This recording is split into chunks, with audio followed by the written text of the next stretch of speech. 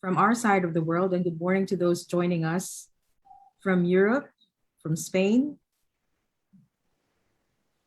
Thank you so much for joining us. So we'll spend some time just waiting for everybody to get inside the room. We are also live on Facebook. And so for those of you joining us from that platform, a very good afternoon as well. So thank you again for joining us. It will be an exciting webinar. We are spotlighting Spain for today for their session on accelerating the impact of innovation and strategic partnerships between Spain and ASEAN countries. So a lot of opportunities for research and innovation collaborations. So we are expecting a very interesting session. So we'd like this also to be an interactive session. So if you have a question, please use the Q&A box. And also please introduce yourself in the chat so we know who you are, where you come from. Thank you so much. So to start with, my name is Jenny Almaco. I am one of the regional coordinators of EURAXESS ASEAN. EURAXESS is a project of the European Commission and its member states, and it is a key instrument to foster researchers' mobility and cooperation worldwide. So at this moment, we have a community of about 23,000 scientists, researchers, research administrators, and business representatives who are interested in scientific collaborations between Europe and Southeast Asia. So we've had events such as this. This is part of the European Research and Innovation Days. And it's an annual flagship event of EURAXESS ASEAN with the EU delegation and the representatives of the member states in ASEAN. And it is designed as a platform for interactions with early career researchers, innovators, practitioners, and activists from across the ASEAN region to explore opportunities for collaborations and career development with European partners. So as I said, today we are focusing on Spain, and Spain session on accelerating the impact of innovation and strategic partnerships between Spain and ASEAN countries. And I am honored today to introduce the moderator for this session. He is the Chief Representative of CDTI to India, South and Southeast Asia. And this is the Ministry of Science and Innovation of Spain. So without further ado, I'd like to introduce him. Mr. Adrian Gutierrez, you have the floor. Thank you so much. Thank you. Thank you very much, Jenny. Good morning and good afternoon, and welcome you all to this specific networking session of Spain with ASEAN countries and climate change. I'm thrilled to see the level of response that the session has garnered with over 150 registrations, mostly from ASEAN, and also thrilled by the lineup of experts from Spain that we've been able to put together, ranging from corporates like Repsol and Canova, innovation-driven enterprises like Green and Visuality, and centers of excellence such as the Basque Center for Climate Change. It goes without saying that climate change is at the core of EU's and Spain's vision, strategy, policies, and plans. The EU has embraced the twin green and digital transitions as the cornerstone for its economic recovery as part of its economic and resilience facility plans. And as a result, and as of now, member states have allocated almost 40% of their total national recovery plans to climate change-linked initiatives. As part of this strategy, Spain also has done its part. Spain plans to invest 70 billion euros in green transition over the last 3 years, between 2021 to 2023.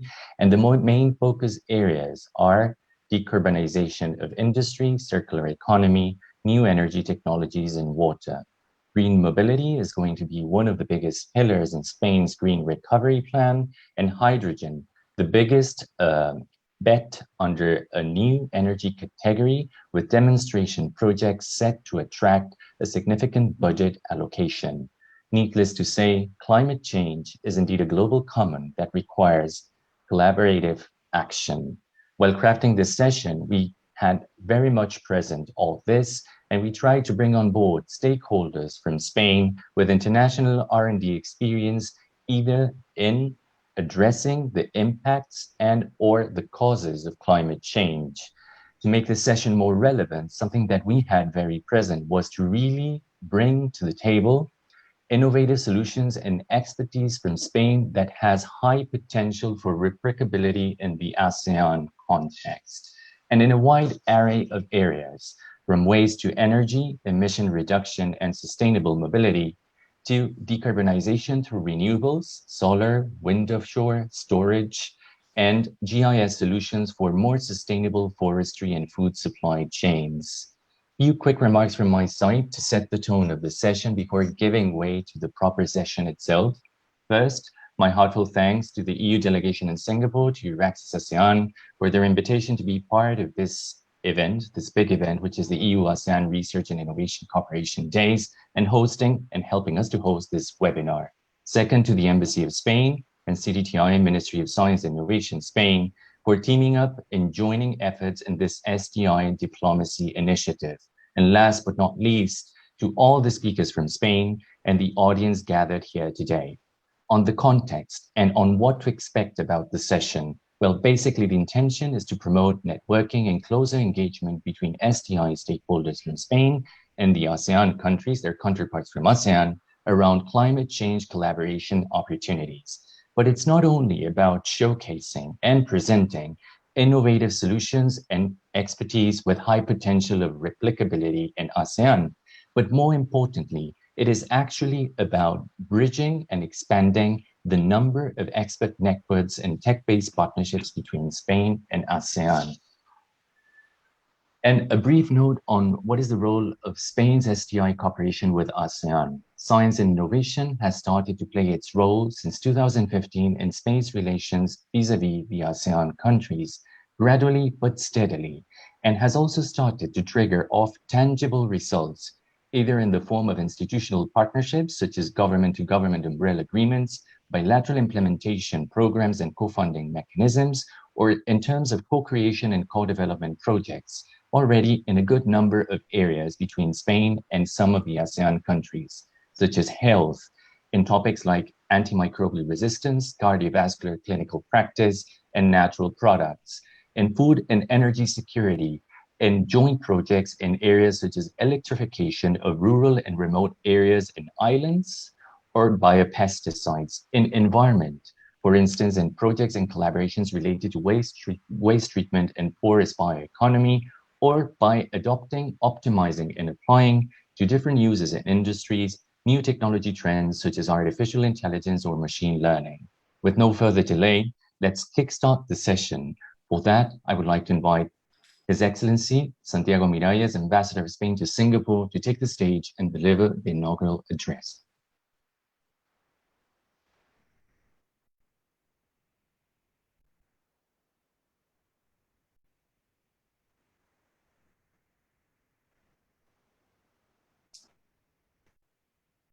Can you hear me?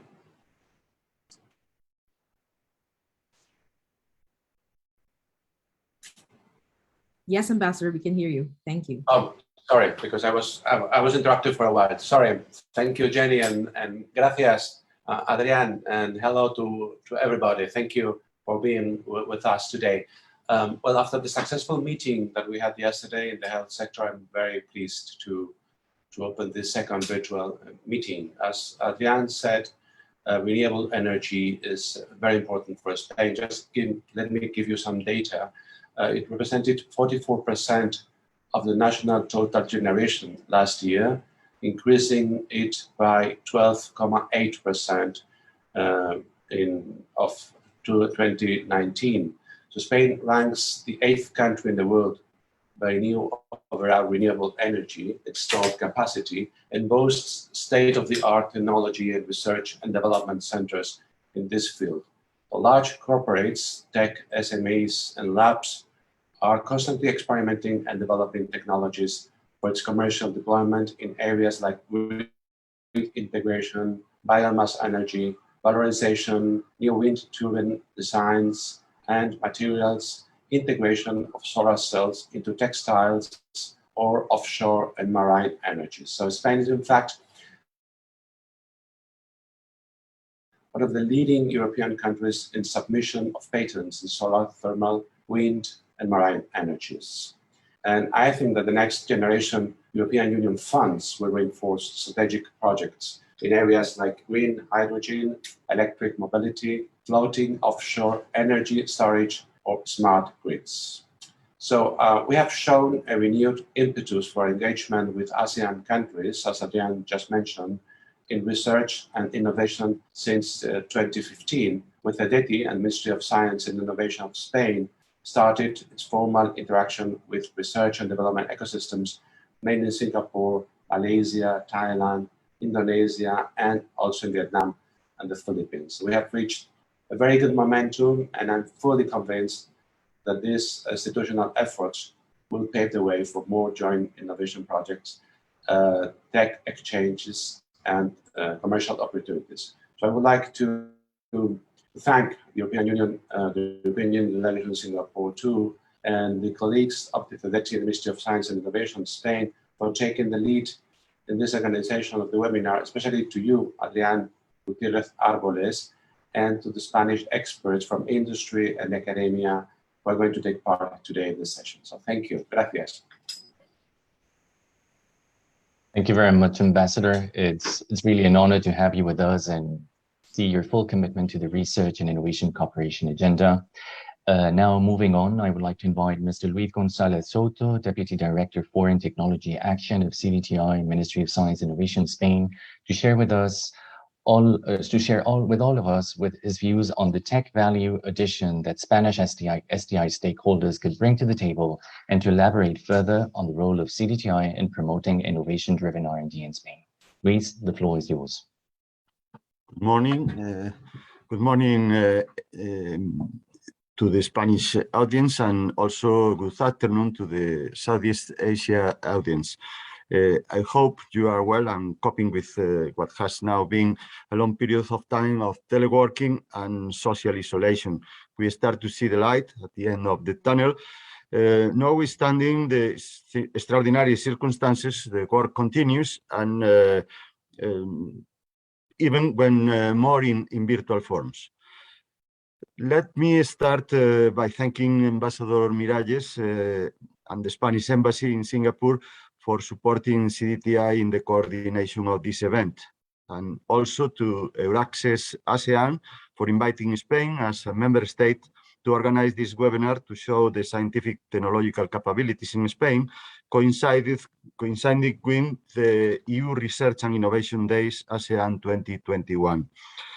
Of course, all the Spanish speakers from companies and institutions that are going to be present to present the tech capabilities of this industry in both countries. And finally, thanks to all those that are remotely connected for their interest.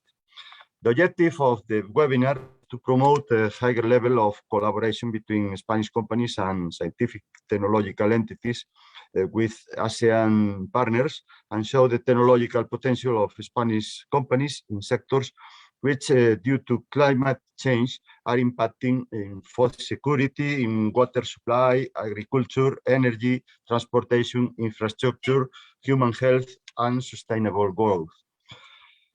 First, I would like to speak a bit about CDTI, which is the Spanish Innovation Agency, and under the Ministry of Science and Innovation, CDTI aspires to increase the number and size in the innovative business community in Spain by promoting innovation and technological development.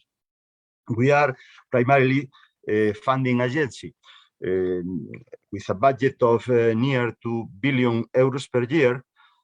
Since the creation in 1997, we have mobilized more than 25 billion for more than 13,000 beneficiaries, which are mainly companies, and we are growing. In the next 3 years, we will also be mobilizing the recovery funds from the EU destined to innovation in Spain. In the international arena, CDTI goals are to promote technological cooperation between companies and foreign entities, as well as the internationalization of results of Spanish research, development, and innovation. To support these activities, CDTI counts with a series of offices abroad, We have presence in South Korea, China, Japan, and India. The India and ASEAN delegation is active since 2006 in New Delhi, covering all the ASEAN region. Since 2016 in Singapore, Malaysia, Indonesia, and Thailand, mainly, because we can participate in other countries. CDTI is in the international dimension, promotes technological cooperation for Spanish companies, facilitating their access to international programs. It's the case for the EU framework program, named now Horizon Europe, and also for other multilateral and bilateral programs, such as EURECA, which is the matrix of this market-oriented R&D cooperation, Iberoeca in Iberoamerica, Prima in the north of Africa and Europe, and the bilateral programs we have with a lot of agencies all around the world. We have about 18 bilateral programs. In this context, CDTI collaborates with countries such as Japan, China, India, South Korea, and so on, only for sight in Asia. In these cases, an agreement is signed between CDTI and the foreign counterpart to monitor the evaluation, the selection of projects, and the funding. There is no exchange of funding between agencies in any case. The result of activity in this area is in 2020, we launched 11 calls with countries in the Asia Pacific area, 7 of them in the framework of bilateral programs with China, South Korea, 2 in India, in Malaysia, in Thailand, and in Russia. Russia can be considered because Siberia is also in the ASEAN region. 3 in EURECA with South Korea, Japan, and Singapore, which are named Global Stars calls. South Korea is a partner of EURECA at the moment, and Singapore is from this year also an associated member to EURECA. And these activities, in addition to the unilateral initiative, for which CDTI gives the label of international cooperation to projects that show effective cooperation and the commitment of the partners written in a consortium agreement. This calls mobilizes 57 proposals in 2020, 15 of which were approved in this geographical area. CDTI direct funding is to show you the importance in the climate, in the field of climate change. I can say that CDTI has granted more than 819 million euros in grants and blended funding, which are soft loans with mixed with grants in the past 5 years to the sector. The total budget approved in these projects was 1,104 million euros, of which 97 million euros goes to subcontracting research and innovation activities, entities that can participate also as subcontractors in the programs. And more than 1,390 companies were funded. To CDTI, this is a critical area in which we develop a mixed strategy, funding bottom-up projects and focus some initiatives to support projects in specific fields as climate change, biodiversity, and ecosystem services. The area, the reason because of these activities is the importance of this area in Spain. The activities linked to climate change and ecology represent the 6.4% of the GDP and the 9% of the active populations. 2,780 research groups are working in different scientific areas related to biodiversity, environment, and climate changes. And the sector potential represented by is represented by the Spanish Center of Climate Change for Innovation as part of the European initiative Climate Quick, the Institute of Environmental Science and Technology of the Universitat Autònoma of Barcelona, the only research center in environmental sciences to be identified as a unit of excellence by the Spanish Ministry of Science and Innovation, the Basque Center for Climate Change, BC3, which is participating in this section. All of them are examples of entities in this area. I would like to close my intervention by saying that there are many funding opportunities available through Horizon Europe, the multilateral programs such as Eureka in the case of Singapore, and bilateral programs with these countries, Malaysia, Thailand, and the unilateral instrument that allow us to collaborate in all the countries all around the world. Beyond financing opportunities available, we offer the Spanish companies and entities and those from ASEAN countries the services and intermediation of CDTI and the ministry, and specifically to the of the SOM delegation for India and ASEAN to articulate and mature collaboration in research, development, and innovation, and technological alliances with the area by identifying opportunities and putting in contact potential partners. My best wishes for this journey, and well, you count on CDTI people to help you to establish these alliances and potential projects. Thank you very much, and good morning in Spain, and good afternoon in Asia. It's a pleasure to be with you. Thank you. Thank you very much, Luis, for all the information. With no further ado, we're moving on to the second block of the session. It's now time to get started with the technical presentations. In the interest of time, Jenny, I don't know if you're around. Basically, I think it's better to keep the questions for the last part of the session during the Q&A. And we will pick up those questions that are either sent directly to us or are placed on the common chat here on the session. Okay.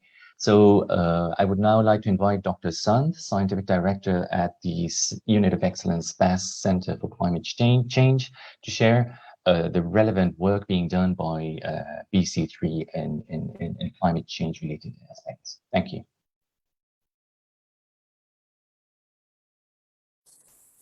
Can you hear me? Good morning, everyone.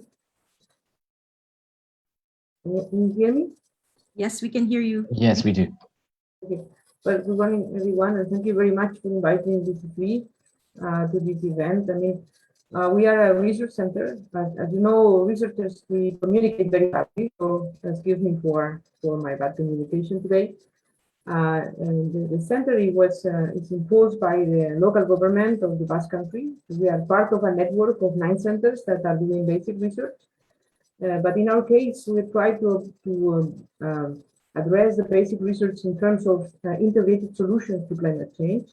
And in that regard, we have 6 strategic objectives, which are dealing with different aspects of climate change, including the climate basis, but also how to transit to a low carbon society from the point of view of economic analysis, and as well as how to understand and manage better terrestrial ecosystems, because you know that terrestrial ecosystems are the basis for the operation of our economies and our society, and climate change is affecting them. And we also work on better support decision-making for adaptation.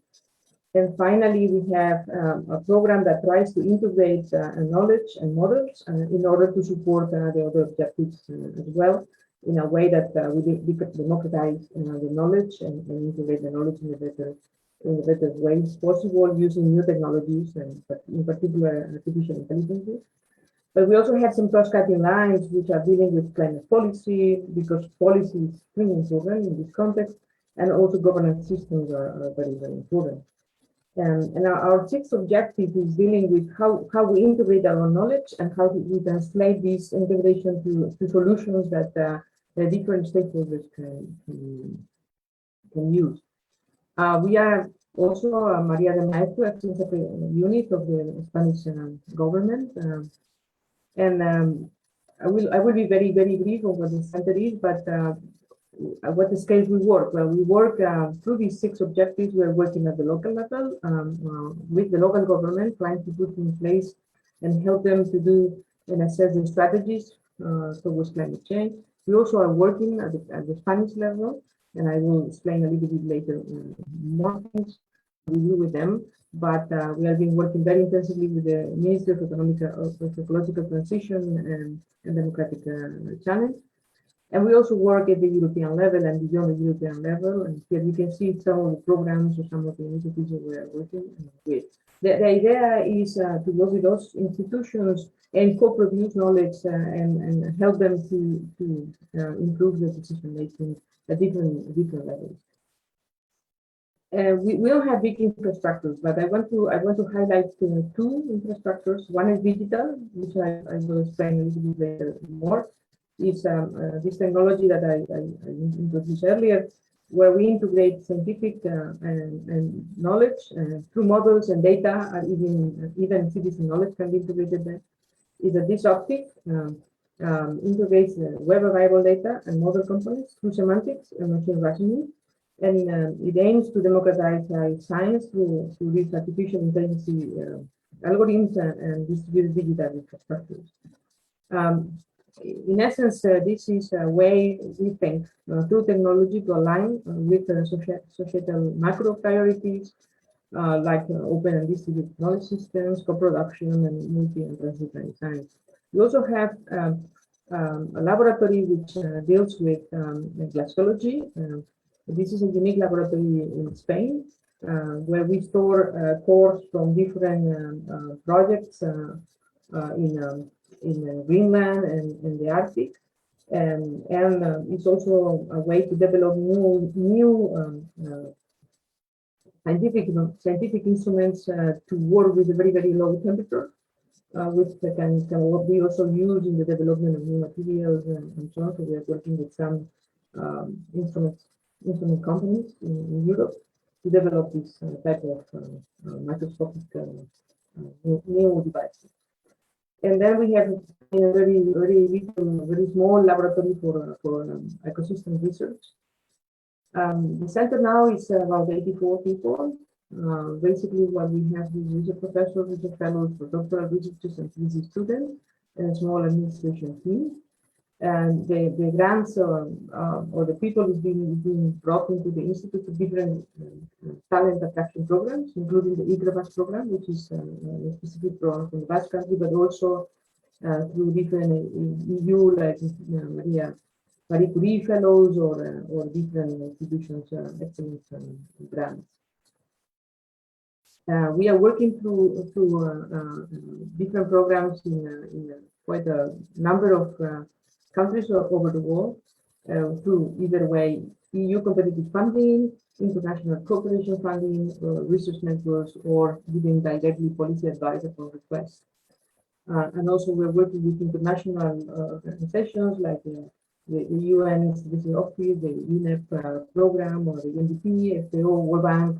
They have the American Development Bank, through the BidLab, the Green Climate Fund, IPCC, IPDES, Future Earth, the FOI, and also through several GRC institutes from the Commission.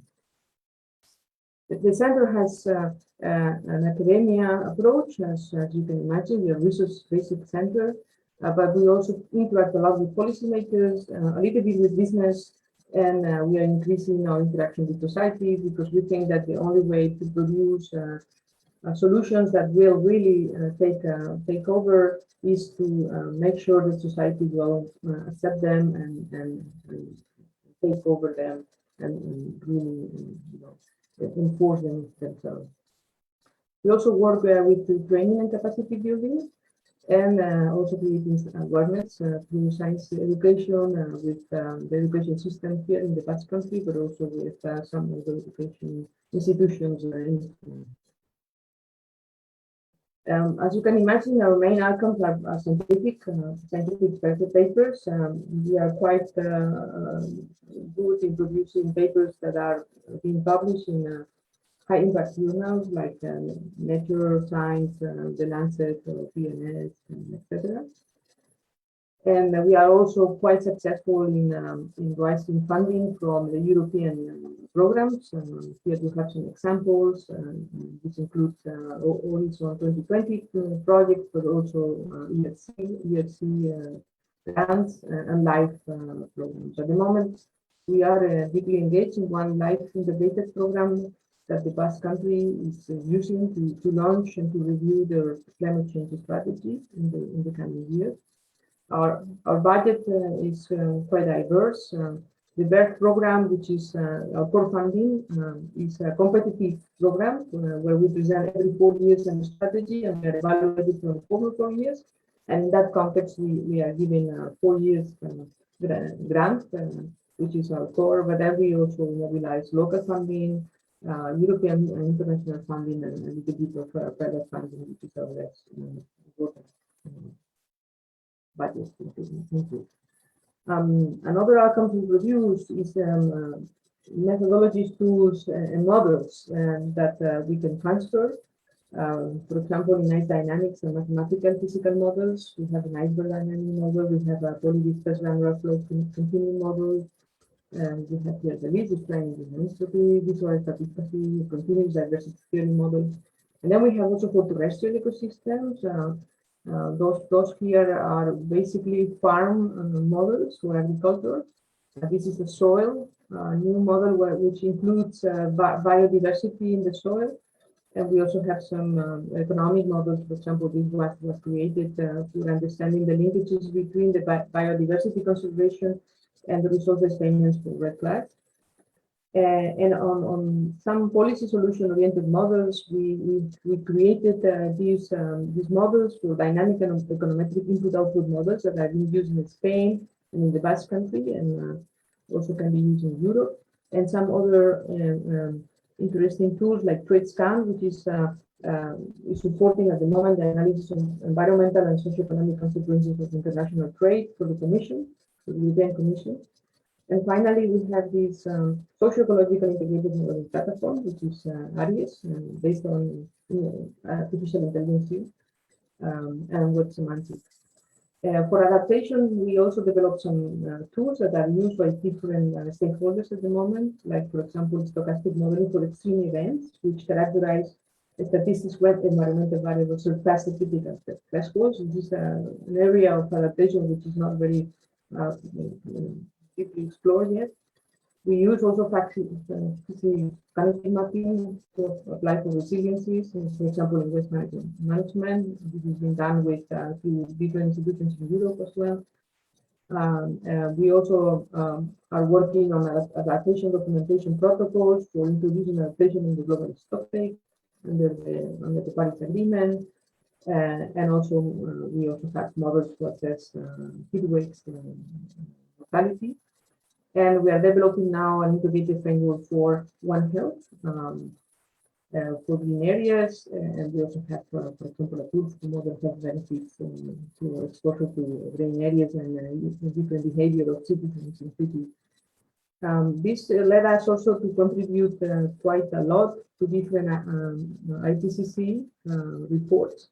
We are in all the reports of the assessment cycle 6, in either way in the volumes of the AR6 or also in the special reports which are being done previous to the AR6 during the 3 or 4 years between 2018 and 2021. And we also have a very strong contributions to the methodologies of IPCC for the GHG inventories. Meaning all the guidelines which have been created since 2003, but also lately the 2019 refinement, and we're also part of the IPCC factor data definition board, which regularly revise new and new factors to the inventories. And then IPVS, we have been also very intensely contributing to the global assessment report. We are now one of our researchers is co-chair of the EPTEF values assessment, and we are also working in the collaborative exercises between AWS and IPCC. If we talk about the transfer of knowledge and our experiences, with that, I think one of the latest most important experiences has been our contribution to the platform that will be under the natural capital accounting for the United Nations Strategic Division. This is implementing an online application for rapid natural capital account in compliance with the system of environmental economic accounting of the UN. This technology is based on this áreas platform I introduced earlier, and you can find this in the UN web. At the moment, it's for 10 developing countries to do natural capital accounts rapidly in the web. We have also been contributing to some UN reports, for example, the COVID-19 environmental and food systems report of the UNEP that was recently published, as well as we are working right in that with the Commission, for example, developing analysis for the impact on trade, and also for one interesting topic that the Commission is extremely interested now, and many of the European countries are also interested now, which is if we can assess the distribution and impacts of the policies for energy and climate change transitions. And this is something that is relatively new. We work together with the Massachusetts Institute on modeling that. This is been applied to analysis in Spain and in Europe for the package 55.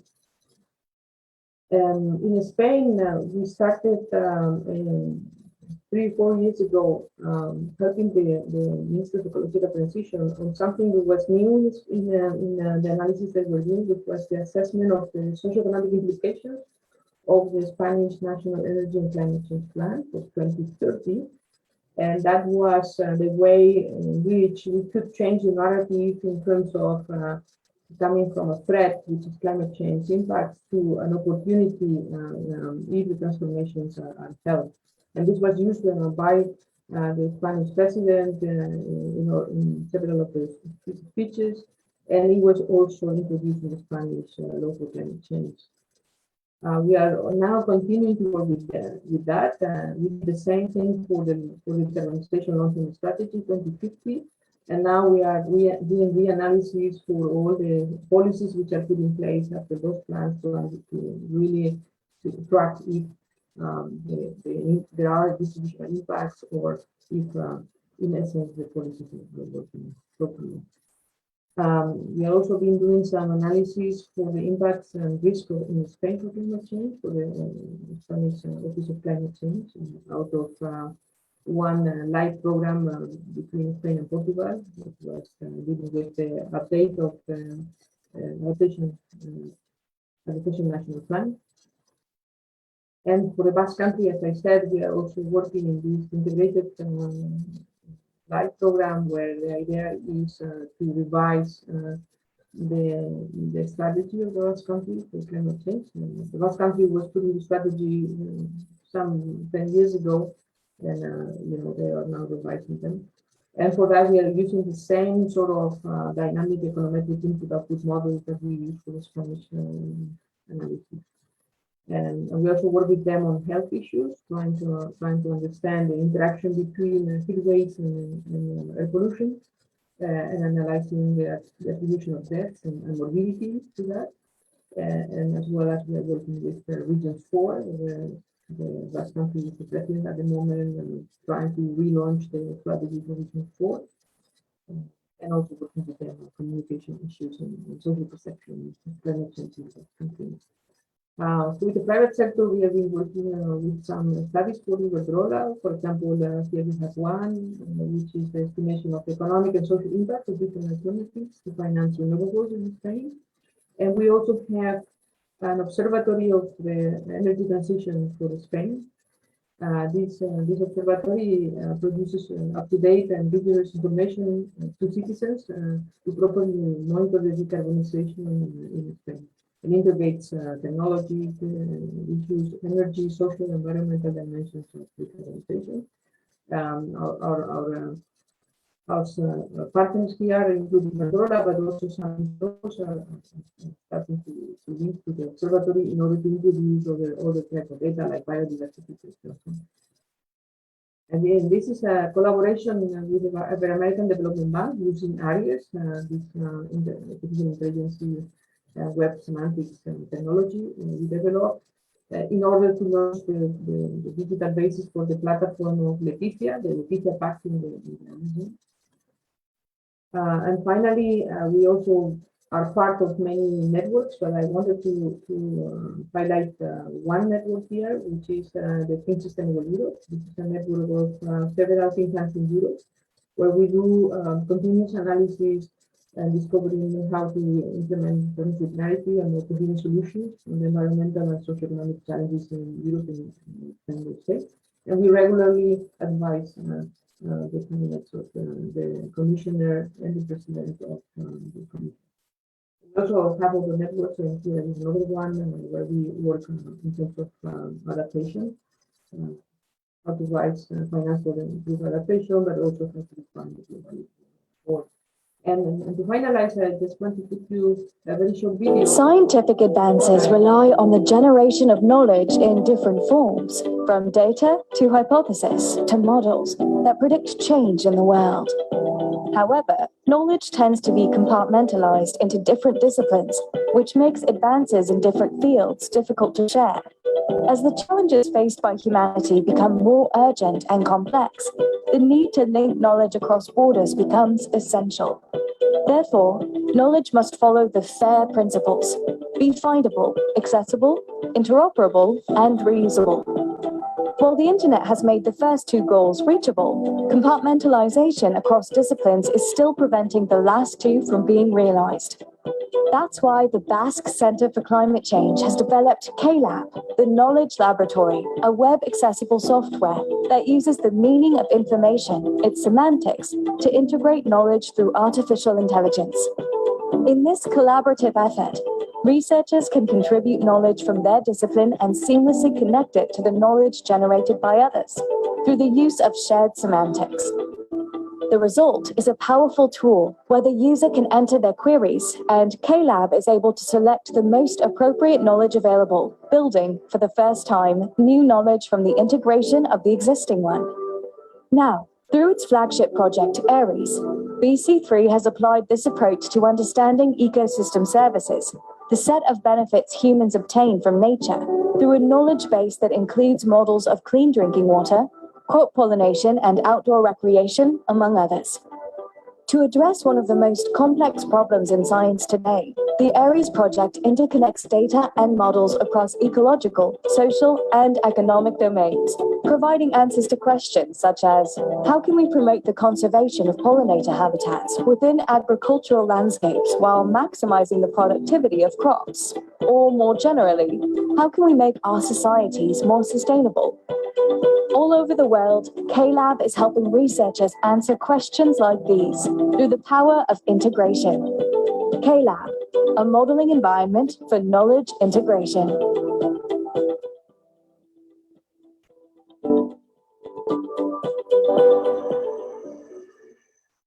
Yes, I mean, I put to you this video because this is one of our flagships, where we think we can enhance cooperation with other institutions and other things.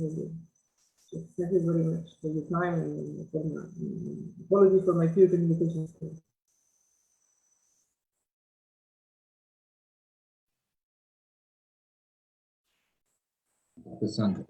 Are you done with your presentation? Yes. Yes. Yeah, thank you. Thank you very much for all the comprehensive explanations of what are the activities that BC3 is involved in, either from the research as well as from the advisory, reporting, and training aspects.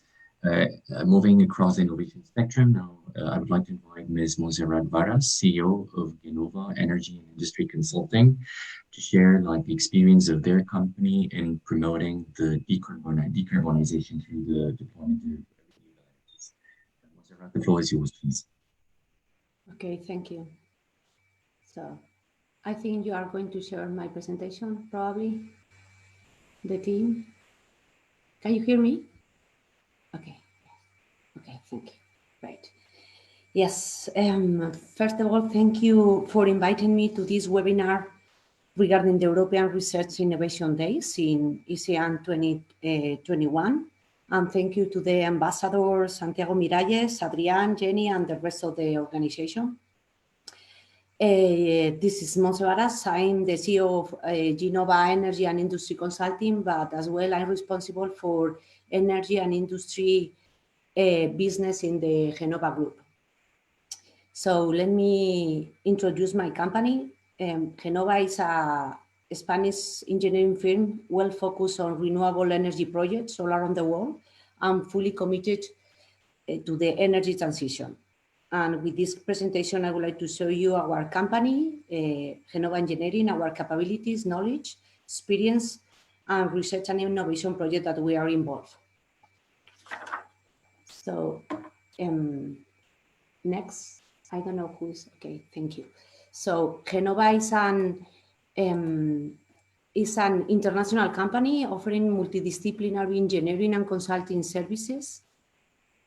Our commitment to innovation places us to most important private engineering company in Spain and at the forefront in Europe. We have 4 different business areas: energy and industry, that I'm in charge of this business area, marine offshore, and more than 60% of our business is related to Navy ship vessels. We work with all the shipyards in Europe, which are the biggest in the world. There are more than 500 of us with a capability to develop 900,000 euros of engineering. And we have permanent office in 5 different countries. And we have carried out projects in more than 25 countries. So next, if you can. Okay, thank you. So we have been involved in more than 13 gigawatts of renewable projects, from wind, hydroelectric, photovoltaic projects, solar projects, and biomass and waste to energy. And next one, please. Okay, great. So regarding wind offshore experience, and here I brought some of the examples. We have as well a large experience, and the scope that we can offer includes from technical studies to detailed engineering projects, as well as micrositing, site management, or commissioning. Our main clients here are usually utilities, EPC contractors, and investors. Investor funds, as it could be Vestas or Iberdrola, Energía, or Enel or EDP. And next one, please. And following, because I prefer next. Okay, like this. Thank you. So, in Genova, we have worked in the most important wind offshore commercial projects, as wind float, Atlantic. You can see here a picture, high wind or sea tower. In fact, a wind flagged Atlantic project has been already constructed by Cobra. And we also have experience in offshore platforms and FPSO structure as well, and jacket structure as Vikinger project for the substation of Iberdrola.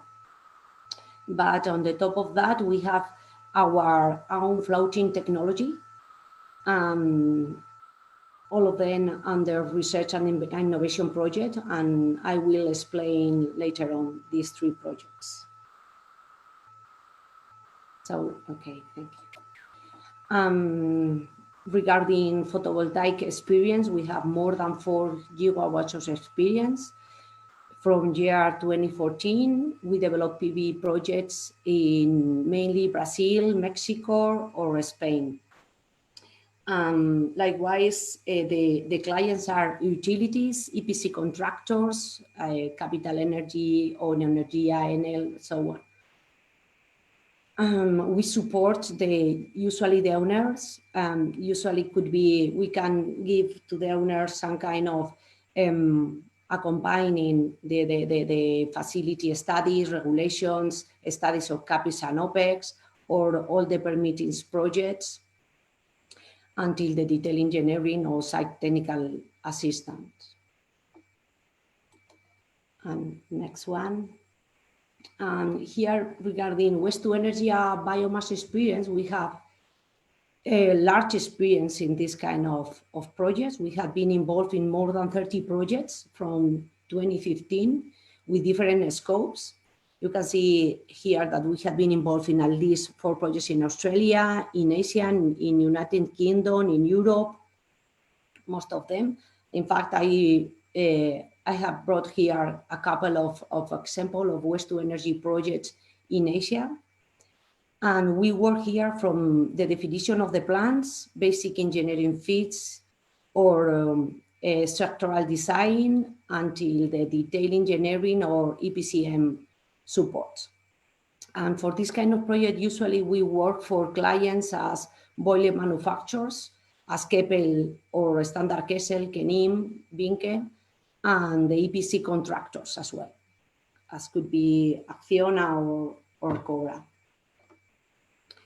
And next one, I have brought 2 examples of projects that we are involved in Asia. One of them is this one in Singapur project, integrated waste management facility. The plant will manage 2,900 tons of waste per day, generating 80 megawatts, electric megawatts per year. Our client here is Keppel Senger, and we support them in the engineering revision, quality control, inspection, logistic issues for the flue gas treatment. In fact, this flue gas treatment has a special design that is called wet flue gas treatment, a system to ensure the cleanest possible air emission. And we also are involved in the piping and cable design for this project, this big project, and the support in the functional descriptions. The following example that I have bring, I don't know, you can go to next, please. Slide. Okay, thank you. This is the dawn of Hong Kong integrated waste management facilities. Inspired by our Mother Nature, the theme of sky, sea, mountain is adopted, embraces the harmony between the facilities and its surroundings. Safety briefing will be conducted to the visitors as they arrive. Visitors given a choice to take a bus to the administration building or enjoy a slow walk through a landscape garden. The layout is optimized for smooth operation and envisaged to bring a pleasure and informative experience to the visitors. The first part of the walk is an ascending trail through the woods resembling of a mountain.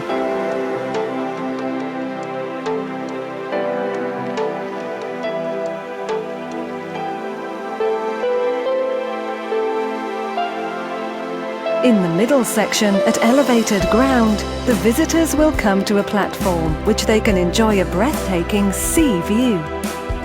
The final section will be a delightful treetop walk, giving a feel of reaching to the sky before they arrive at the Sky Garden of the administration building. The educational tour will begin with an introductory presentation in the multi-purpose hall, followed by a path through the key areas of the IWMF. This path will showcase a world-class engineering marvel and inspire the visitors to protect our environment for our future generation.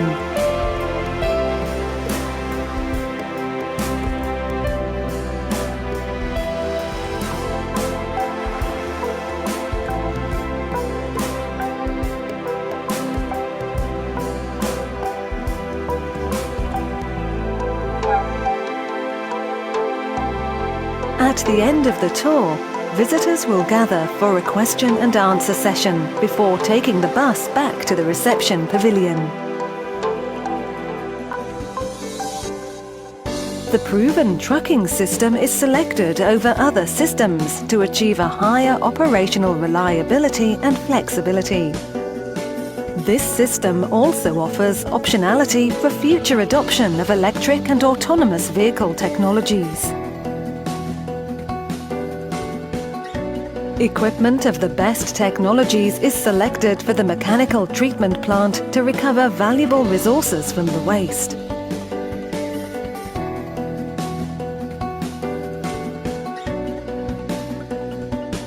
Montserrat, we're running a little bit short of time, so if we could cut short a little bit the video and carry on with your presentation, because we still have some speakers. Yes, I would like to stop it, but I can. Okay, thank you. Thank you. I don't know if you can. Okay, great. So yes, this I think is fascinating facility here. It has been constructed in an artificial island, like a reclamation ground. And yes, we have been involved in all the detail engineering, including 3D model and piping. Yes, I only want to show you how was this presentation. And the next one, please. And now I would like to highlight some of the research and innovation projects. So we have our own design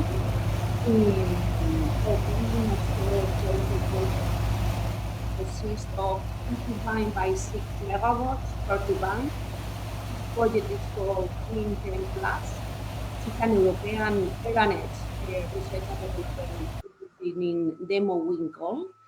The Spanish part is financed by CDTI, and we have 4 partners. 3 of them are Spanish, 1 Genova, ourselves, EURAXESS, Energía, and 1 Scottish partner is called TTI. This prototype has been tested in Canarias Island in the coast with a prototype of at 1/6 scale, and we're just now designing another prototype scale 1/1 with fish farming. During the construction of these prototypes, Genova has been the coordinator of this manufacturing of all the systems, and we have developed the complete structure design, hydrodynamic, static, and structure calculations. All of them with the system software that is quite difficult, this software. And this structure is a semi-removable offshore structure design.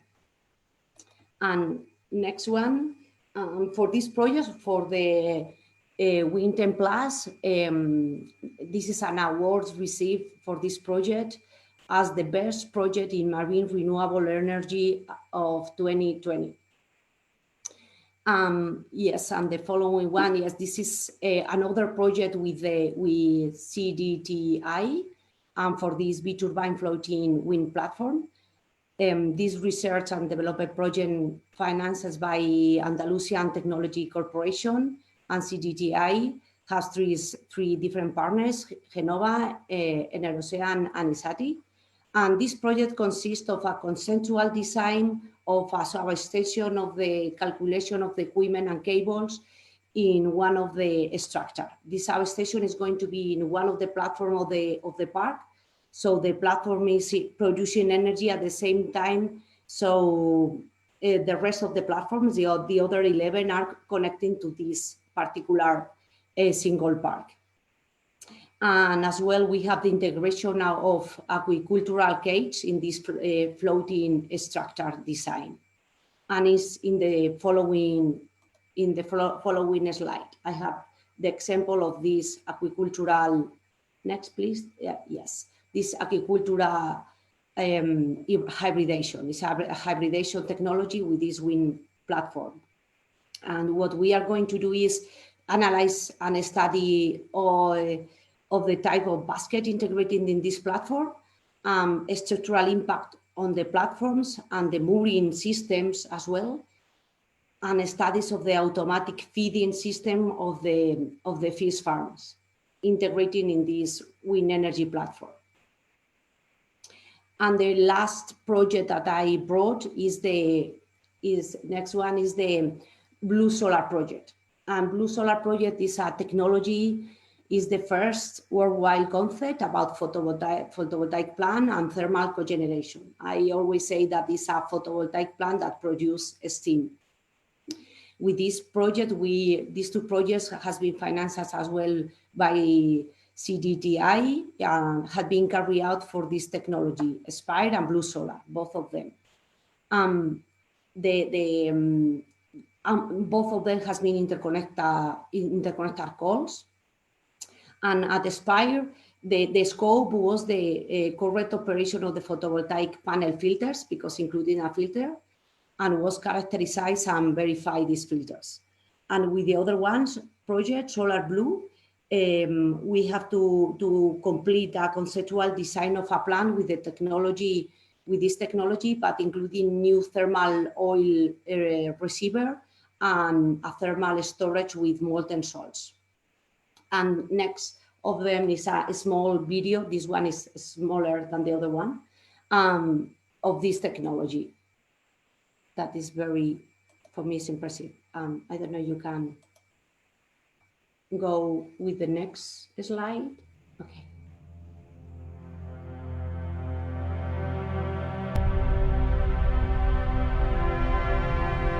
There is one simple fact that may just change your thoughts on renewable energies. The amount of power from the sun that strikes the Earth in a single hour contains more energy than the entire world consumes in 1 year. Current technologies include photovoltaic plants that convert the sunlight directly into electricity. Photovoltaic technologies are being developed and growing exponentially. However, the electrical production occurs during the hours of sunlight, which don't usually match the demanding times of human activity.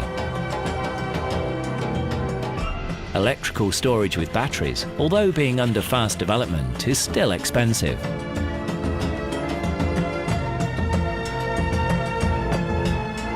On the other hand, there are concentrated solar thermal power plants that utilize the heat of the sunlight using mirrors, concentrating a large area of thermal energy onto a point.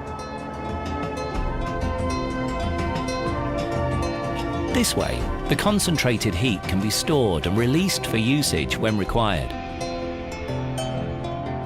Solar power is anticipated to become the world's largest source of electricity by 2050.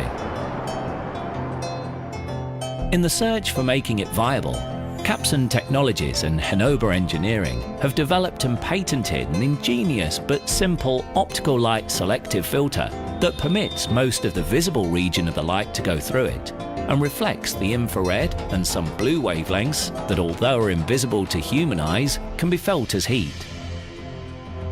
This filter makes it possible to combine both technologies, substituting the mirrors with integrated filters on photovoltaic panels that continue generating electricity, while also reflecting the heat that is utilized for thermal storage or steam generation.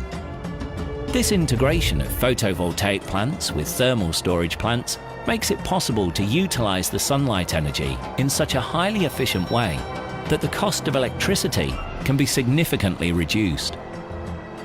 Spire technology produces much more energy than...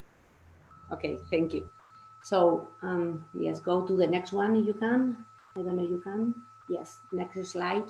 Okay, thank you. So you can see that this is a fascinating technology, and is one of the things that we really would like to implement. So we create or we develop this kind of project, and we put in a scale or in an industrial scale. No, we would like to install in an industrial scale.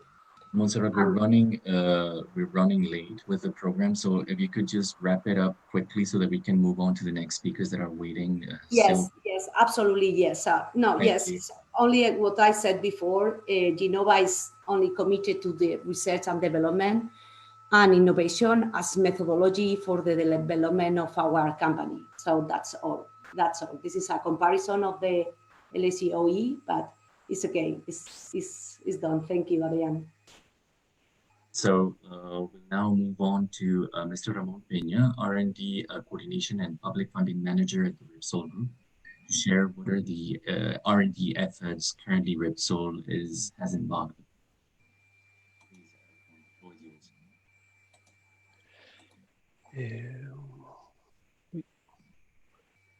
Thank you. Good morning. Good evening. Thank you very much for this opportunity. Thank you to the coordinators, EURAXESS, and the CDTI for giving us this opportunity. I'm going to share. Wait.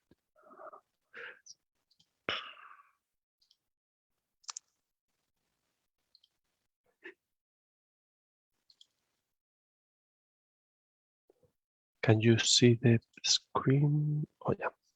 Okay, sorry.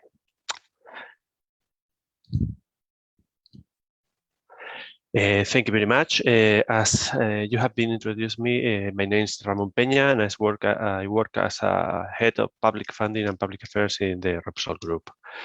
Repsol, for those that don't know, Repsol is a multi-energy company committed to the energy transition with the objective of becoming company net zero emissions by 2050.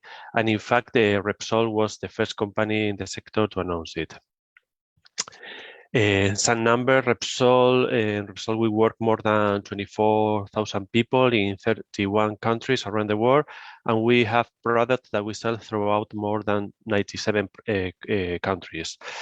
And these are some of the numbers, as you can see in the slide, say 7 industrial complexes, 3.3 gigawatts of renewable energy production, more than 1,000 charging points, and one of the numbers very important that we have avoided 5.5 million tons of CO2 between 2006 and 2020. So far, we produce energy from different sources like hydrocarbons and renewable energies, and we transform it into products and services for our customers, producing a wide range of products that are mainly focused on mobility and homes. Related to our commitment of decarbonization, Repsol is focusing on moving from a traditional fossil fuel system, like you can see in the left side of the slide, to using and developing technology to create a petrochemical refineries for the future, with a vision of raw material that will be mainly organic and plastic waste, and that will be transformed into products of high added value for society. To make this a reality, Repsol relies on various levers to decarbonize the industry.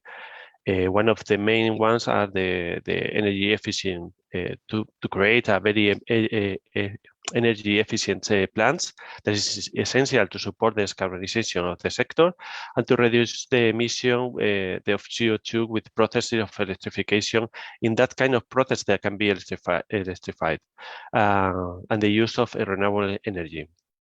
The circular economy for the use as a feedstock in the center of the process, in one hand with the use of waste to produce the new products, and the other hand avoid other treatment processes or even the landfill, and give us a new opportunities for new business and models in the main value chains and large quotas of material recirculations.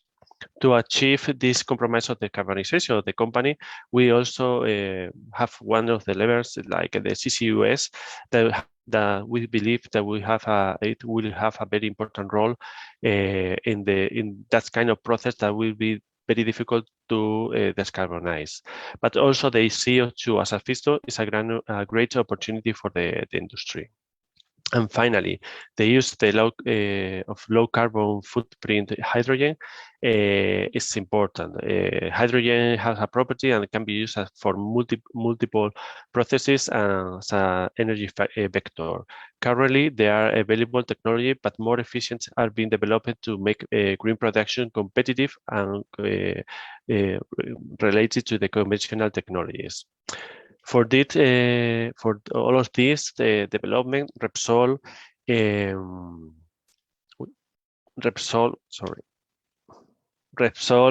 counts with a, I don't know what is going on, but Repsol, for all of this, Repsol counts with a technology center, the technology lab located in Móstoles.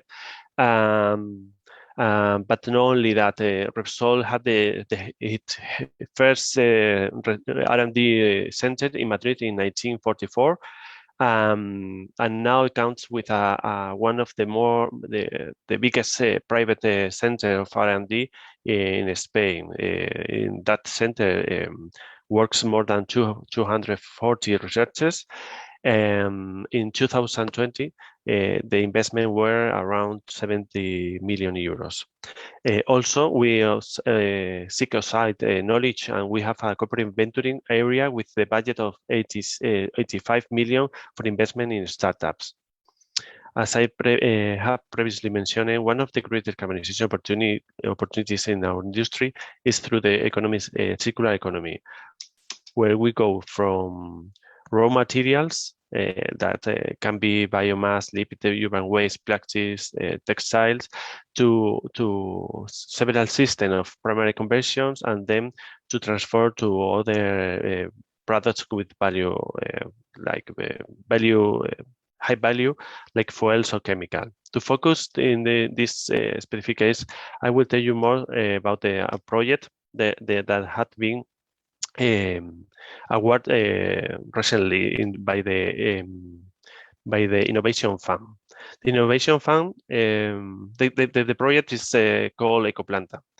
The Innovation Fund is one of the world's largest funding programs for demonstration and innovation low carbon technologies, innovative low carbon technologies and processes in energy intensive industry, including products substituting carbon intensive ones. In the first call, of this program, it has 1,000 million euros, and it has been only 7 projects approved, and this has been one of them. The project is Ecoplanta, and is made up a consortium of 3 companies: Repsol, Suez, and Energía. It will be the first facility in the Iberian Peninsula that will transform non-recyclable urban solid waste into methanol, which will serve as a raw material for plastics and biofuels. It plans to open at the end of 2025, and the investment will be set of 250 million euros. The factory is the joint venture called Ecoplanta Molecular Recycling Solution, and will process about 400,000 tons of non-recyclable urban solid waste for nearby municipalities, and will produce about 220,000 tons of methanol annually, helping to avoid the emissions of about 200,000 tons of CO2 each year, and reducing waste that will be otherwise end up in the landfill. Regarding the hydrogen with a low carbon footprint, Repsol is carrying out an ambitious plan, and among all of these projects are being developed in the company. I would like to talk about the Sun2High project that currently counts with a spin-off, us to develop further step. Sun2High is a very ambitious project of photoelectrochemical production of hydrogen in terms of size and efficiency, while simultaneously addressing stability and cost efficiency. The project tried to develop a system that goes directly from sun, the energy from the sun, and produce it directly to hydrogen, instead to do it in 2 steps.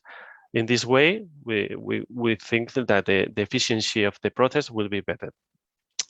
Repsol has been researching this technology since 2012, and already in 2018, it joined another company, EURAXESS, to continue developing this technology.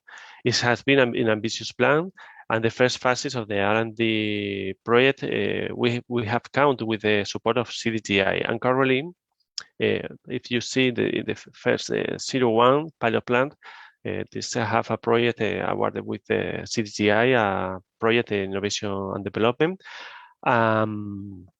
And now we have submitted to the first call also of the Innovation Fund, a smaller scale to develop the demo plan. It has been also awarded. Also, we submitted to the first goal of the larger scale for the final plant. It has been it has not been funded, but it has been awarded with a PDA, which is a follow-up of the European Investment Bank. Regarding the CCUS, Repsol is developing technology for both for capture and for the use and storage, and we have a project financed by the European Commission for this purpose. Such an alliance with many entities that help us to achieve this development more quickly and effectively. Regarding the renewable energies, in 2018, Repsol incorporated a new division in the company for the production of electricity without CO2 emission or low carbon emissions. With this commitment to grow in the production of renewable electricity, with no emissions. We also believe that it's necessary to create an energy management system that helps in the efficiency, being the customer become active producers of energy thanks to the distributed energy resources, and bringing flexibility to demand and taking advantage of a large number of business opportunity. For that kind of things, we have the MES and the VMS, the transmission of this opportunity that all the customers have producing their own electricity. We also believe that sorry, but I'm gonna close because otherwise I'm gonna put like that. Sorry. We also are believers that the advanced mathematics is in all aspects of as a key lever of that we help us as a society to achieve the challenges of decarbonization. And it's because of them that Repsol has both. We have a very big area in digital division in the company, and also in the technology lab, we have an advanced mathematics area for developing these technologies in a lower TRL. And the most important things is that we cannot do it all alone, or at least not at the speed that we would like it. So therefore, we need to collaborate with a multitude of companies. Here's just some of them that we are working around the world, but we have so many collaborations. In a previous slide that they appear, we have more than 200 collaboration just only in the technology lab, working in R&D projects.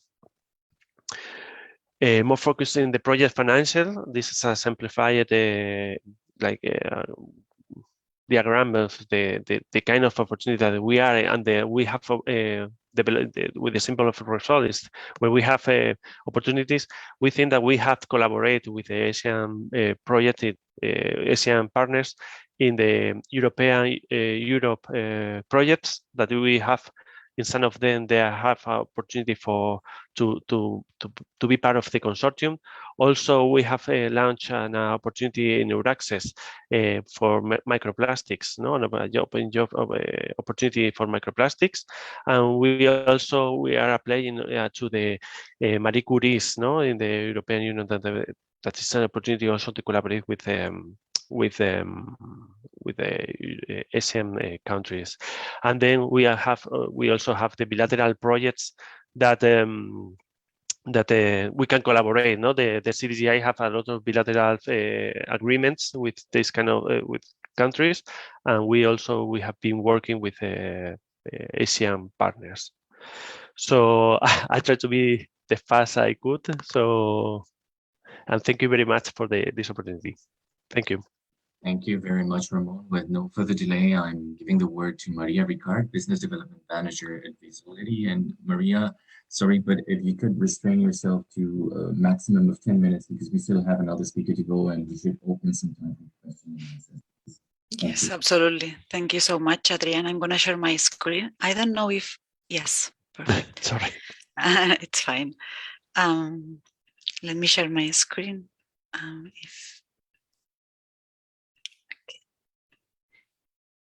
Can you see my screen? I guess so. So first of all, thank you very much. Thank you very much, the coordinators, CDTI, EURAXESS, and the ambassador for inviting Visuality to participate in this webinar. It's a pleasure to be here because we really think that today is an opportunity to identify collaboration opportunities to work. We know that we are in a climate emergency and a really complex crisis. And we think that the only way that we can find solutions and speed up solutions is collaborating. So that's why we are very happy and very pleased to be here. My name is Maria. I work in Visuality. I'm going to introduce Visuality, who we are and what we do. I'm going to give you some examples of our work, and then I'm going to open and to explore new collaboration with all the organizations and participants of this webinar. First of all, who we are. So Visuality, we are an impact-driven organization. We have a clear purpose, that is reach a fair and sustainable planet, but by creating the digital tools that empower people to make positive changes now. And I'm going to highlight again the word now, because I mentioned we don't have time to lose in this crisis that we are living. And the way we work, we like to say that is informed by science, inspired by nature, and delivered with impact. Informed by science because we firmly believe that the way to approach this situation that we are experiencing is thanks to the knowledge and capabilities of the science area. We have a science team in Visuality that is in charge of understanding the challenges and the problems that we are facing and providing and identifying the best data to explain these challenges and these problems that we're facing in nature and in the society. Inspired by nature because nature teaches us that the best way to survive, and not just to survive, but also to thrive, is to work in collaboration, in cooperation. And this is the way we like to work in Visuality. So we are a team of 50 people. We have a team, for example, of user researchers, that they are the ones who try to understand who will be the users of our digital platforms or digital tools, in order to make sure that the platforms provide information that they need to make the decisions that they want to make. We also have a team of designers. They are the ones that transform or design the user experience of our platforms, because it's not just about providing functionalities, it's about creating an experience and making sure that the final user reach the data that they need.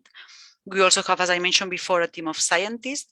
These scientists organize the data in a way that provide insights and information, because it's not just about data, it's about how we can use this data in a way that really fulfills the needs and expectations of the users. And also, apart from that, our science team also identify basically open source data sets to contextualize the data that in this case our clients provide, or sometimes our partners provide. So this is the double work or the double responsibility of our science team. And finally, we have a team of developers, the front end and back end developers, that they are the ones who make sure that we build the platforms that I will share with you some examples later on. And deliver with impact because, as I mentioned before, our main objectives, we are an impact-driven organization, and our main objective is to make sure that our platforms provide value to the environment and the society.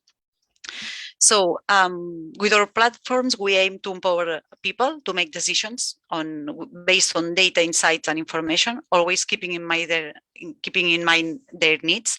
And the way we build our platforms is always putting data and users at the core of every decisions that we make when building these digital solutions. We have a little bit more than 10 years of experience working with NGOs and international organizations, and also now we are also stepping into the corporate sector. We have had the pleasure to work with NGOs, for example, like Nature Conservancy or Wetlands International. One of our main clients is World Resources Institute, and we also work in partnerships with European consortiums, mainly in projects funded by the European Commission. Our work. Now I'm going to share with you a couple of examples of the platforms that we built, in case that I invite you to visit our webpage and see more platforms. And please, if you have any doubt, don't reach us, because we will be happy to chat with you about the projects that we are involved. First of all, I'm going to share with you the Resource Watch. This is a platform that we built in partnership with WRI. It's an example of a really data-driven platform. The objective of this platform is to give people access to reliable and trustworthy data about our planet. So to facilitate the understanding of what are the main challenges that we are facing right now. And this platform is basically a long list of data sets that the user can combine in order to research and to have a deeper understanding of the data and the challenges that we are facing. I'm going to move a little bit fast, but please, if you have any question later on, I will be happy to answer. Then another platform that we've built is Global Forest Watch. I've seen in the participants there are some research institutions from the Forestry University. Probably you know already the platform. This is a platform built with WRI. It's an example of a long-term project that we've been involved because we were building the platform since the beginning. So this was almost 7 years ago. And this is an example of a user-driven platform because this tool has been updated and based on the user needs. Is a tool that facilitates a deep understanding and a deep research of what's the evolution of the deforestation in our planet. And there are like several functionalities and tools that help not just to understand this and track this evolution of the deforestation, but also to go deeper and understand the reasons, the main causes, and to locate specifically the high risk areas. And now I'm gonna move to Land Griffon, and I'm gonna stop a little bit more in this project because this project is right now we are involved in. You were involved in this project we are currently developing. This is a European Commission funded project. We are working in partnership with Satelligence, that is a Dutch-based company that they use satellite data to track deforestation in supply chains. And we're also in partnership with the Stockholm Environmental Institute with the TRACE team. I don't know if you are aware, but TRACE is also a platform that tracks the supply chain worldwide. So the objective of this project is to support corporates to reach their sustainability supply chain targets. And basically what does it mean is that we are trying to make sure that companies understand which are their natural footprint which is the impact of the supply chains, their natural footprint right now. So like to get the current picture, but also to anticipate potential future impacts on nature. Because what we want to facilitate is that companies have all the information right now to make the decisions, not just to mitigate future impacts, but also to avoid them. So make sure that they are well informed in advance. Right now, in terms of the target that we are focusing is the food industry, basically multinational corporations. So basically we are focusing on agricultural supply chains, but we are also foreseeing to move to, for example, the fashion industry, that they also have a high impact on their supply chains. In terms of impacts, natural impacts that we are targeting right now, we are focused on 4. The tool is able to calculate the water stress, the land carbon emissions, biodiversity loss, and deforestation. And basically, the tool is a GIS platform where corporates integrate their procurement data. Our science team has developed a methodology that helps these corporates to identify where is the origin of these raw materials, because as probably, I don't know if you are aware, but most of the times the challenge in supply chains is that it's really difficult to trace all the value chain, and sometimes companies knows for example, meal suppliers, but they are not aware where their products are produced. And this is the platform helps also to identify these production areas. I know that we are run out of time. So in case that you have any question about Land Griffon, we'll be happy to answer, because it's a project that we are still, is a 2-year finance project, and we are just passed the first year. And apart from this, the land reform, we are currently involved in 2 more projects financed by the old Horizon Europe, Horizon 2020. One of them is based on climate change impact on coast areas, and the other one is a platform to communicate to the agriculture sector in Spain, which will be the impact of climate change in this specific sector. And just like last but not least, just to conclude, as I mentioned before, in this crisis that we are living, we are completely aware that collaboration is key. And that's why we are open to explore with you potential collaboration opportunities. We are open, for example, to create case studies, specific case studies of land reform. Also, like we already are working with a client, with a multinational food company, but we are also willing to create more pilot projects and to test and validate either the methodology developed, but also all the functionalities of the platform. And we are also open to explore new partnerships and also research projects. So please don't hesitate to reach us if you think that we can work together and we can create a collaboration opportunity to continue researching. Thank you very much.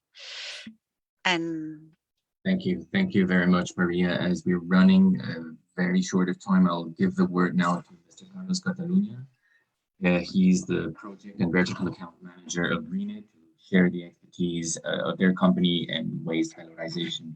Please, Carlos, the floor is yours. Thank you very much, Adrian.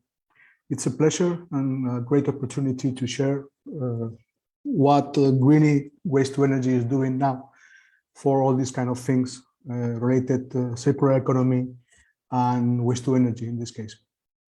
Can you see my presentation, right? It's okay? Okay, first of all, let me just start with a sentence that it's a quick summary of why we are here.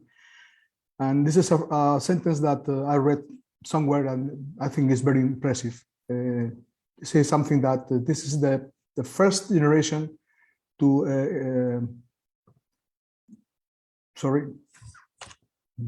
we are the first generation to, let me check. Sorry, we have some problems in the, right, to experience climate change, and the last one capable to do something in order to minimize its consequences.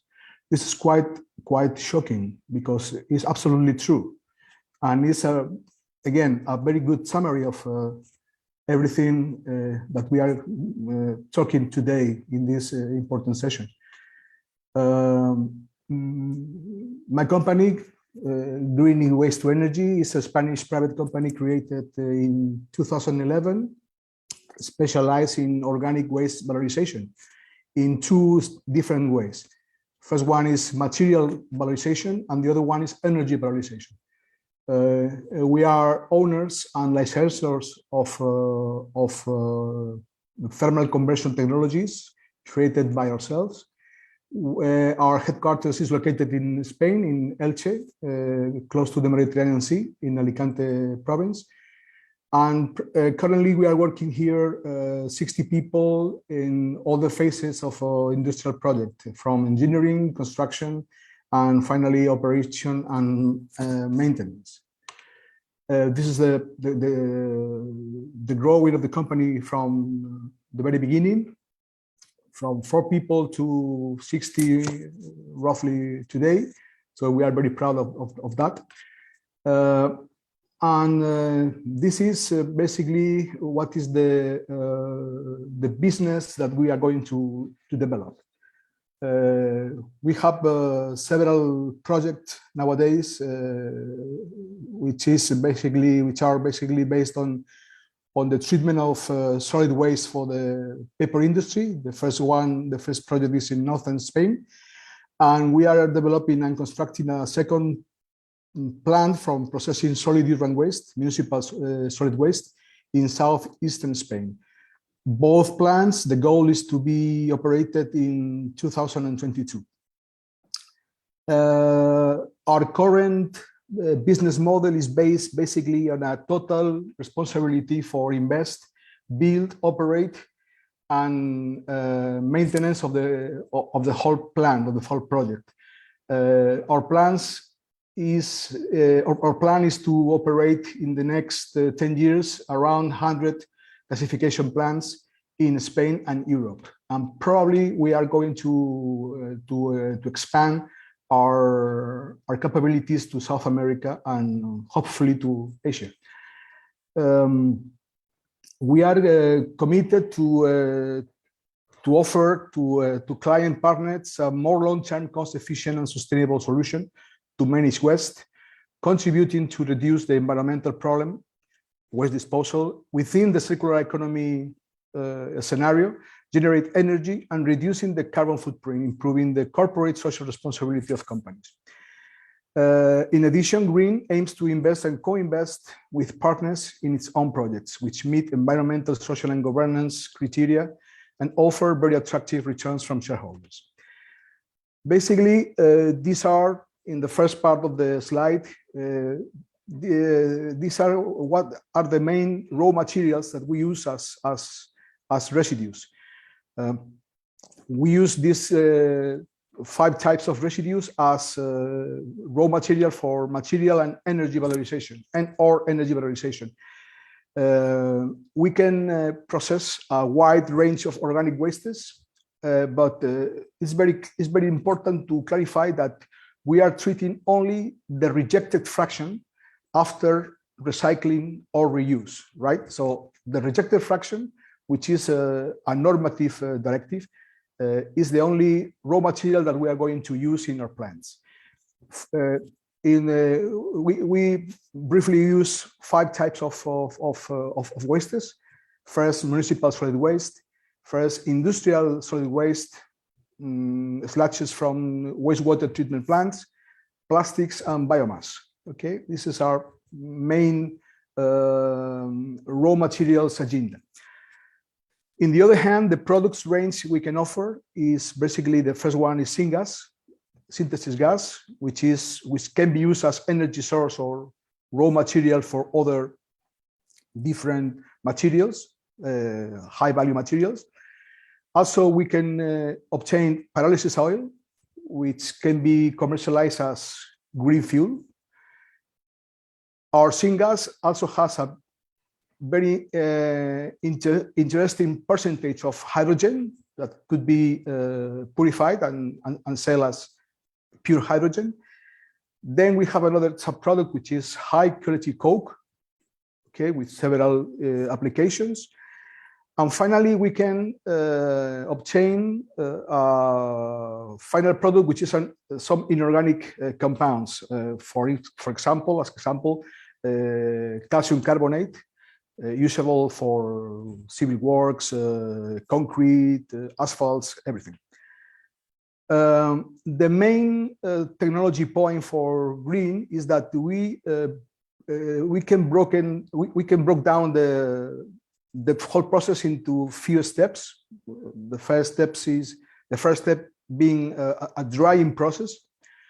Second is a pyrolysis process. Third is a partial combustion in a cracking chamber. And finally is the gasification itself, okay? In this slide, you can have some more details, but I don't want to be more detailed than that. You can have the presentation. So, and if you have any question, please don't hesitate to contact me. Why the technology offered by Green is so innovative? Basically, the previous reactions, pyrolysis and gasification, are two very old and quite used in chemical industrial plants, but always as separated processes. Okay, the Green step forward is to integrate both reactions into one single process with 2 reactions in series. That's the main point, and this is the step forward for greening. The solid product from pyrolysis, it is called char, which is basically coke, is fed to the gasification reactor. the typical gasification reactor feed was the biomass, the waste. Not in this case. In this case, the gasification is fed by the coke coming from pyrolysis. This is the main difference. By doing that, green process minimizes weak points and optimizes main advantages of both reactions, taking the best of both reactions, okay? And just as a brief summary of what are the main advantages that the green process has versus incineration, common normal incineration, is that material and energy valorization is possible, both. So, in the case of incineration, only is usable for energy generation, not material generation. The green process yields a higher energy efficiency due to integration of both reactions. Besides, due to process conditions, which are high temperatures and low oxygen atmosphere, contaminants formation is reduced or avoided. For example, NOx, SOx, dioxins, and furanes. The green process implies a CO2 reduction, obviously, and one of the most important characteristics of our process is that it's feasible for small and medium scale, which is not applicable for incineration. Incineration, a part of the environmental issues, is not applicable for small or medium scale, only for big plants. This is a quick sketch diagram, P&ID diagram for our process. More detailed description of any step of the process. The pictures are real pictures from a real plant.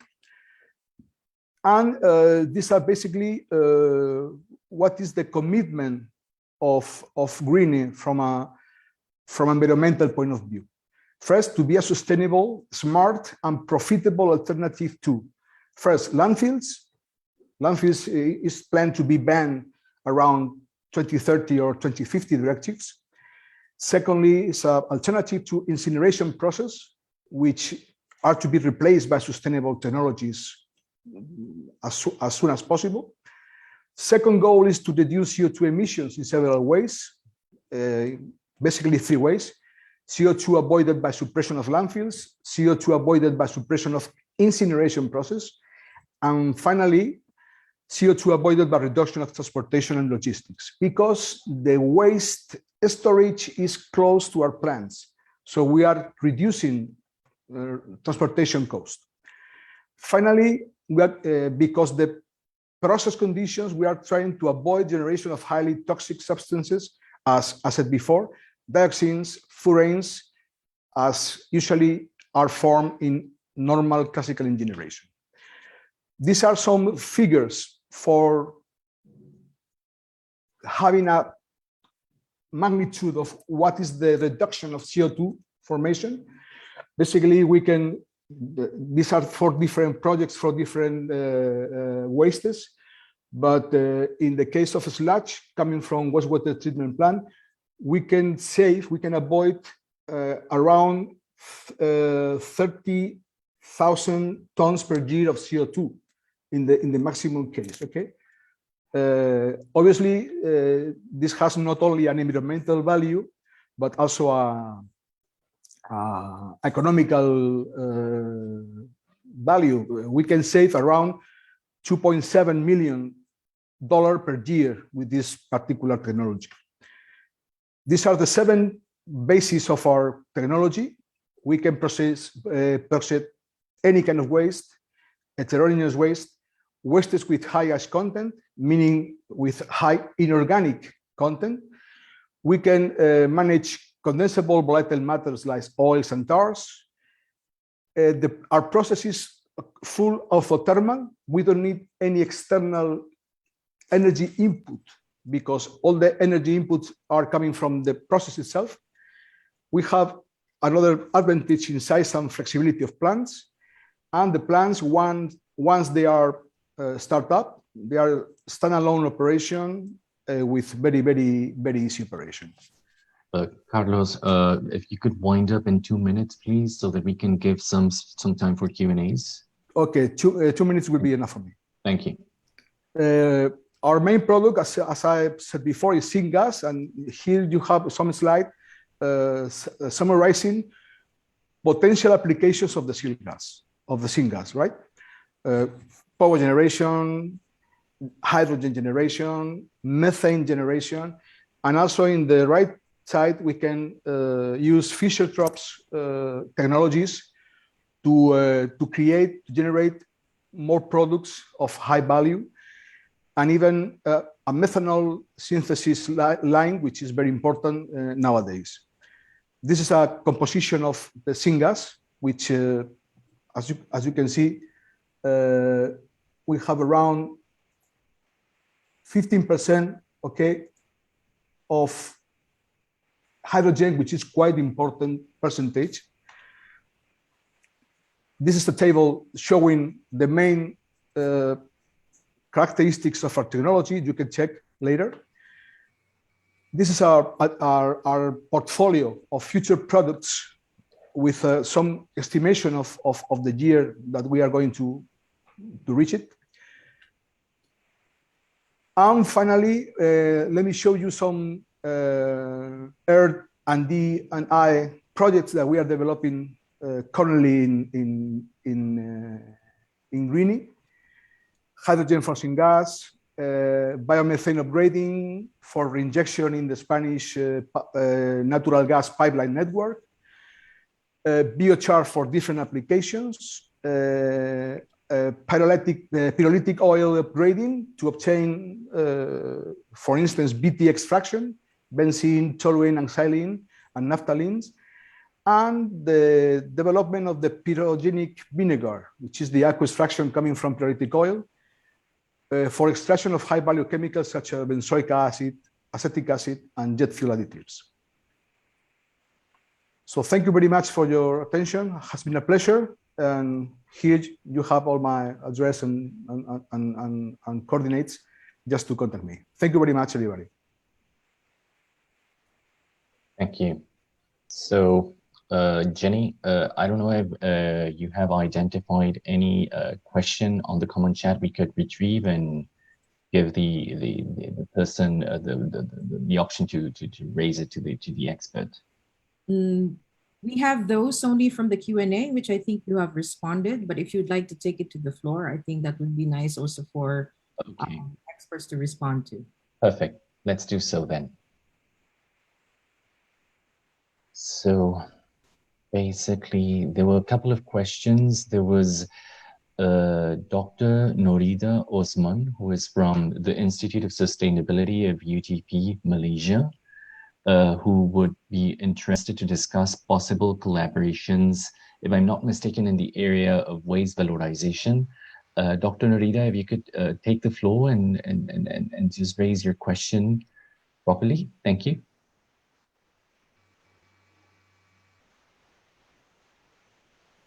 Dr. Norida, are you with us? Maybe we can just answer the question directly, I think. Okay. So basically, of course, out of the experts that have participated and presented over here, the ones that are working on waste valorization, as it clearly came across from the presentations, are Greeny and Repsol. So you could directly get in touch with them and go through the presentations and see if there's any scope and common interest for collaboration. Otherwise, CDTI also could give you support in identifying other academic or industry partners that could be and have a matching expertise with the requirements of your project idea.